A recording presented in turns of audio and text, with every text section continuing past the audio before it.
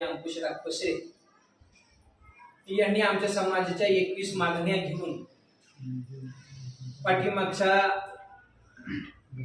महिन्यामध्ये 9 जून ते 15 जुलै ह्या कालखंडामध्ये 15 जुलै 9 जुलै ह्या कालखंडामध्ये पायीवारी आंदोलन केलं आणि त्या पायीवारी आंदोलनामध्ये अगदी प्रतिकूल परिस्थिती म्हणजे हातावरचं पोट, परंतु ह्या समाजाच्या न्याय हक्काधिकारासाठी आपल्याला रस्ते उतरलं पाहिजे, आपल्याला आंदोलन मोर्चे केले पाहिजे।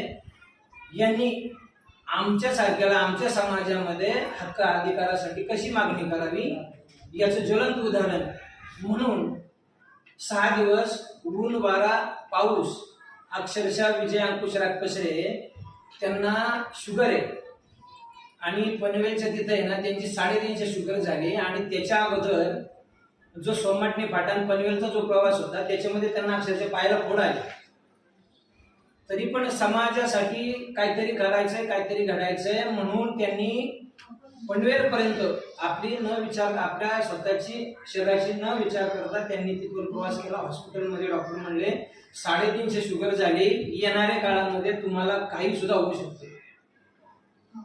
अशा परिस्थितीतून त्यांना अक्षरशः आता आमचा समाज गरीब दुबळा अगदी प्रतिकूल परिस्थितीला मी स्वतः पुण्यावरून त्यांना भाकरी कालवण भात लोणावळ्यामध्ये एका शाळेच्या ठिकाणी तिथे घेऊन गेलो, परंतु आपले आमदार सुनील अण्णा शेळके यांनी त्यांचं स्वतःचं कार्यालय तिथं दिलं, तिथं आम्ही जेवण खावण त्यांना चाललं।